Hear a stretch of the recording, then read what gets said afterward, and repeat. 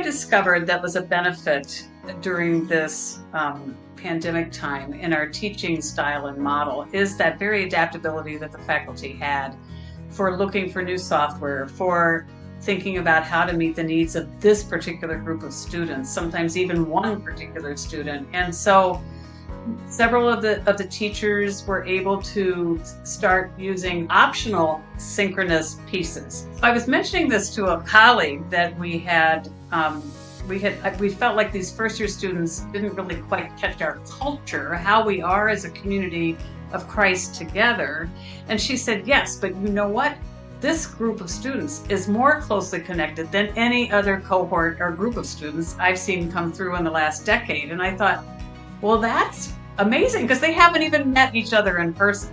So somehow together, they are feeling quite like a strong sense of community. They're in touch with each other's lives. They're praying for each other. They're sharing very deeply in an online capacity.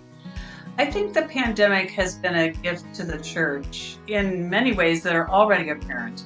One way that came out through a workshop, we had a webinar workshop we did back in November, what is it like to minister in times of COVID? And one of the pastors said, my people have finally figured out that the church is not the building and that it's not about inviting people into the church, it's about us taking church out. Part of our field education courses are also, like 25% of the grade is something like how to take care of yourself, how to do self-care, how to pace yourself, how to find ways to be nourished when you're in the midst of doing a lot of giving.